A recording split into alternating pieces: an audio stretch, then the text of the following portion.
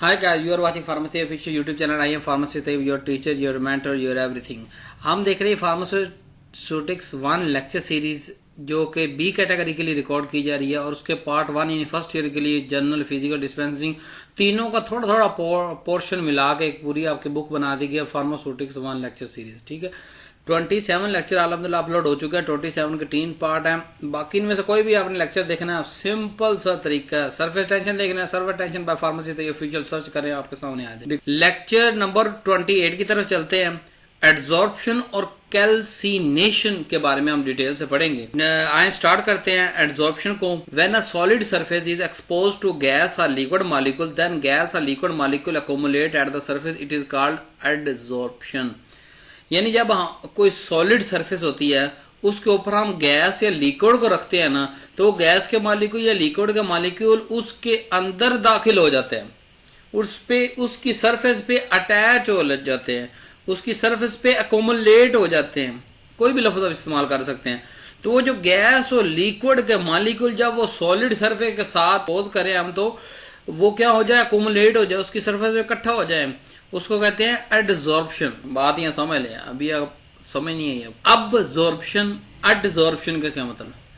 एब A B से जो होगा ना, उसका मतलब के अंदर तक, तह तक घुस गया। एड मतलब सरफेस, अब्जॉर्प्शन के सरफेस पे अकोमुलेट हो जाने के नाम को हम क्या कहेंगे? एडजॉर्प्शन। अब जो substance that deposit eight the surface is called adsorbate. अब जो सरफेस पे डेपोजिट हो रहा है उसको क्या कहेंगे? वो गैस हो या लिक्विड, उसको एडजॉर्बेट कहेंगे। और जिस सॉलिड पे वो एडजॉर्प्शन हो रही है उसको एडजॉर्बेंट कहेंगे। नेक्स्ट चलें जी। नेक्स्ट हमारे पास कि हमने कहा ये अकुमुलेशन ऑफ पार्टिकल या अटैचमेंट ऑफ पार्टिकल किस हिसाब से? कहता solid particle have more compact molecule than liquid और गैस। क्योंकि सॉलिड पार्टिकल जो होते हैं ना वो ज्यादा कॉम्पैक्ट होते हैं, मतलब एक दूसरे के पास पास होते हैं। अब सबसे ज्यादा आपने याद रखना है कि सॉलिड के पार्टिकल ज्यादा कॉम्पैक्ट होते हैं, यानी पास पास होते हैं। उसके बाद जो है लिक्विड के मॉलिक्यूल पास पास होते हैं। उसके सबसे दूर जो है वो गैस के मॉलिक्यूल्स होते हैं, यानी गैस के मॉलिक्यूल्स पे दरमियान फासला ज्यादा, लिक्विड का गैस की निस्बत कम और सॉलिड का सबसे गैप जो है कम होता है, पास पास पार्टिकल होते हैं। So it act as a foundation. तो सॉलिड क्योंकि उसके पार्टिकल पास पास है, तो वो एक फाउंडेशन की जो है वो के तौर पे, बुनियाद के तौर पे सामने आएंगे और अपने उस सरफेस पे लिक्विड या गैस को एकोमुलेट होने देंगे। उस फिनोमेना को हम कहते हैं अटैचमेंट ऑफ पार्टिकल। अब वो सरफेस की बुनियाद पे किन तरीकों के जरिए, किन रस्तों के जरिए वो सरफेस पे एकोमुलेट हो रहे हैं या एड्जॉर्ब हो रहे हैं, 3 तरीके हैं जी।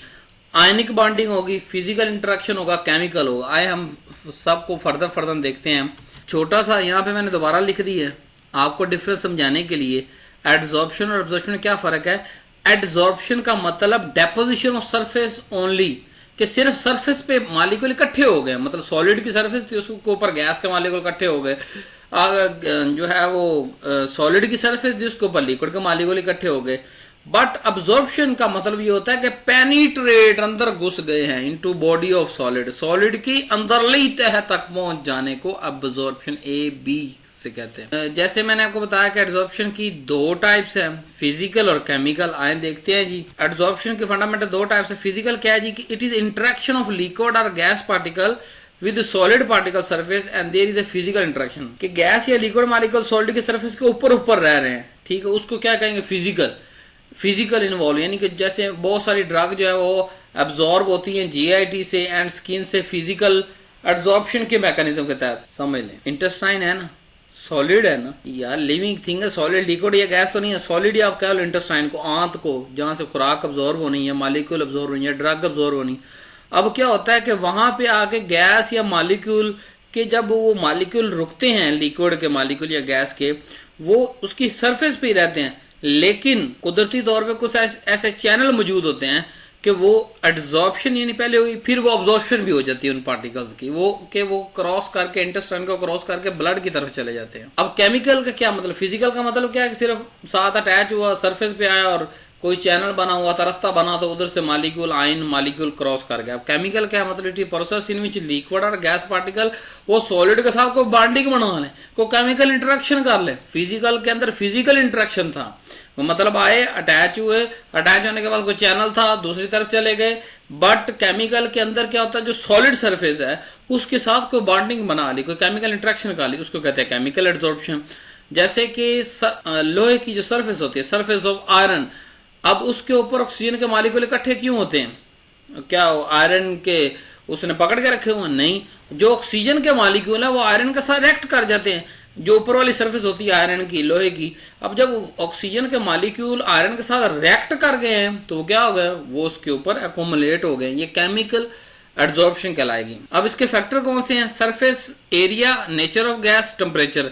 सरफेस एरिया जितना ज्यादा होगा, जारी बात ये सारा काम हो ही सरफेस पे रहा, तो सरफेस एरिया जितना ज्यादा होगा उतनी एडजॉर्प्शन, अल्लाह आपका भला करे, ज्यादा होगी।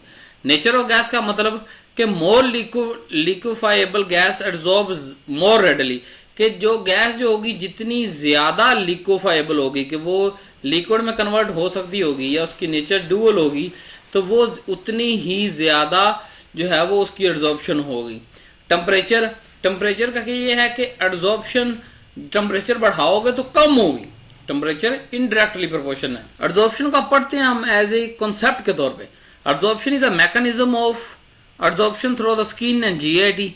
हम एब्जॉर्प्शन पढ़ क्यों रहे हैं? क्योंकि हमारी स्किन के अंदर एब्जॉर्प्शन हो रही, हमारे जीआईटी गैस्ट्रो इंटेस्टाइनल ट्रैक्ट के अंदर एब्जॉर्प्शन हो रही, इसलिए हम पढ़ रहे हैं। ये एक मैकेनिज्म है पूरे का पूरा, जिसके तहत ड्रग भी अंदर जा रहे हैं, जिसके तहत हमारे न्यूट्रल विटामिन जो मिनरल हैं वो भी अंदर जा रहे हैं। Absorption is fundamental mechanism of antidote.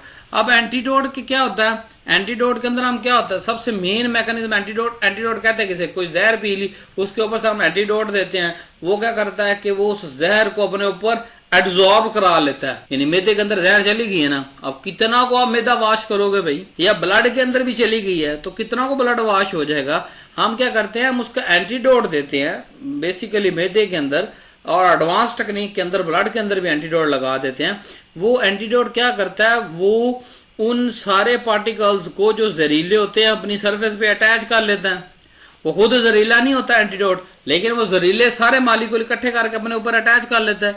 तो एंटीडोट का कॉन्सेप्ट बनने के लिए क्या चीज समझ आनी चाहिए? एब्जॉर्प्शन का फिनोमेना। अब जो removal of excess acid stomach से बाय यूजिंग बेसिक एब्जॉर्बेंट, अगर मैदे के अंदर एसिडिटी बहुत ज्यादा रहती हो तो उसको खत्म करने के लिए फिर भी हमें एब्जॉर्प्शन का मैकेनिज्म पढ़ना पड़ेगा। क्यों? क्योंकि हम वीकली बेस देते हैं। वीकली बेस जो होते हैं वो भाग के एसिड के साथ रिएक्ट करते हैं तो मैदे की एसिडिटी ड्रॉप कर जाती है। और इसी तरह कुछ सब्सटेंस को डीकलराइजेशन, उसको उनका रंग बदलने के लिए भी ये फिनोमेना इस्तेमाल होता है। जैसे एक्टिवेटेड चारकोल है, उसको जब हम सोल्यूशन के अंदर डालते हैं उसका सारा रंग एब्जॉर्ब कर लेता है अपने ऊपर।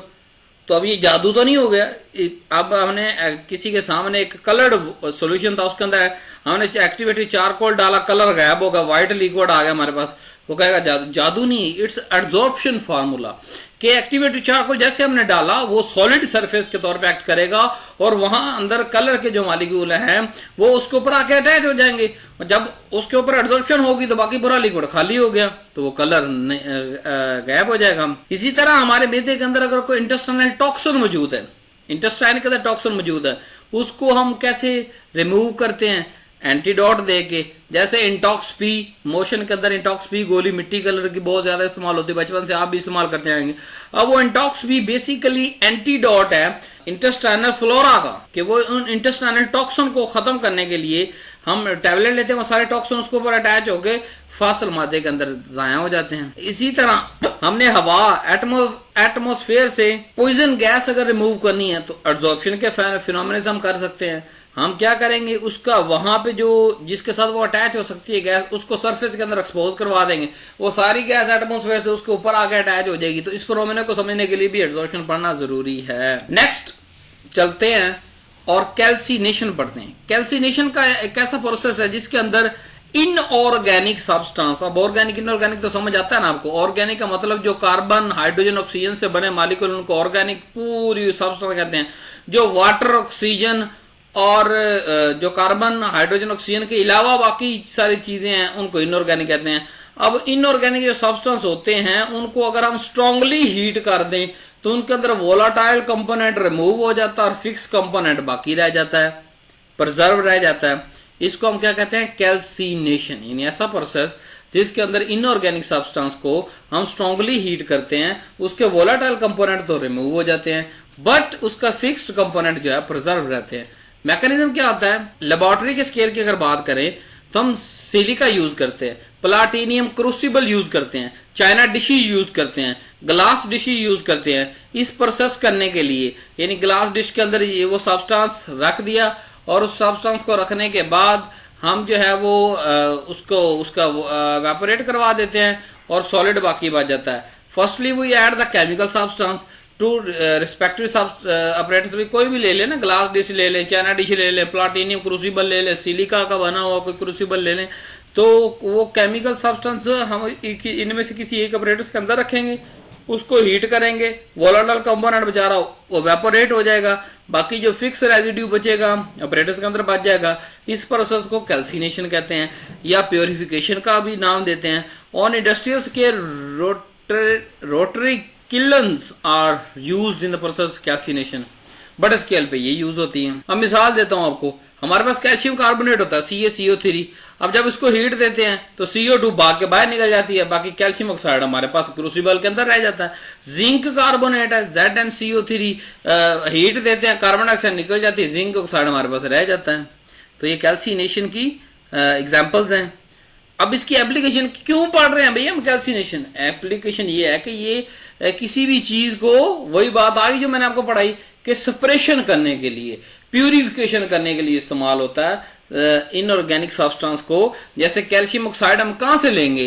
कैल्शियम कार्बोनेट से। कैल्शियम कार्बोनेट को हीट करेंगे, कार्बन डाइऑक्साइड फुर और बाकी बच गया कैल्शियम ऑक्साइड। जिंक ऑक्साइड कहाँ से लेंगे? जिंक कार्बोनेट, हीट देंगे, कार्बन डाइऑक्साइड फुर और नीचे से बाकी बची zinc oxide. Red mercuric oxide भी इसी तरह हम यूज करेंगे।